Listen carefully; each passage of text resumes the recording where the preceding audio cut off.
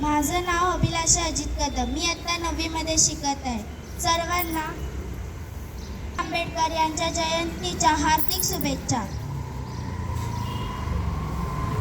आकाश पातळ एक करते, पोटच्या लेकरासाठी प्रत्येक आई. आकाश पातळ एक करते, पोटच्या लेकरासाठी प्रत्येक आई. पोटची लेकरं माती आत जाता नाही, करोडो लेकरांसाठी उभी राहते. ती फक्त रमाई, ती फक्त रमाई.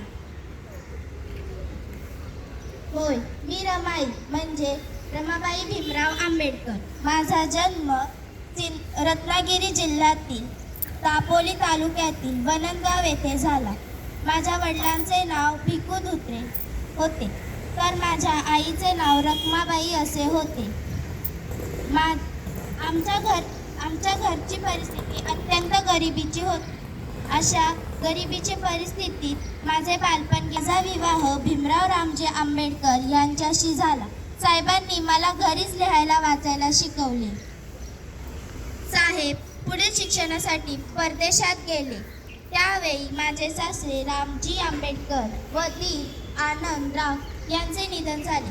त्यामुळे घराची संपूर्ण जबाबदारी माझ्यावर पडली. मी काटकसरीने प्रपंच करून संसार सांभाळत होते. चिंतेने बावरली नाही, दीनपणाने हरली नाही. चिंतेने बावरली नाही, दीनपणाने हरली नाही. गोरगरिबांची आई ती म्हणजे रमाई. माझ्या समोर संकटाचे डोंगर उभे होते. अशातही मी डगमगले नाही. शांतपणे सर्व संकटे झेलली. साहेब समाजकार्यासाठी त्यांनी स्वतःचे जीवन वाहून घेतले. यात त्यांना मी मोलाची साथ दिली. गरिबी जरी माझ्या संसारात होती, ती भीमरावांना माझीच साथ होती. भीमराव होते दिव्या समान, आणि त्या दिव्याची रमावात होती.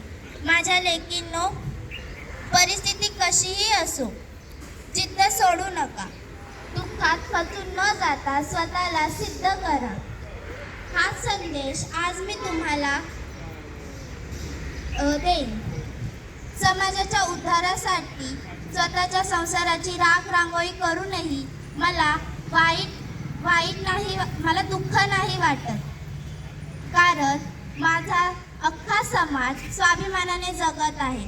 मित्रो, सर्वांना मदत करण्याची माझी वृत्ती असल्याने मी स्वतःची सर्व स्वप्ने विसरून कुटुंबाच्या व समाजाच्या स्वप्न साकार करण्यासाठी शेवटपर्यंत झगडले.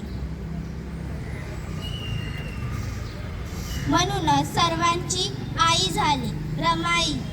होय, रमाई. तेजस्वी तळपत्या भीमसूर्याची स्वाभिमानाने किरण बनून राहिली.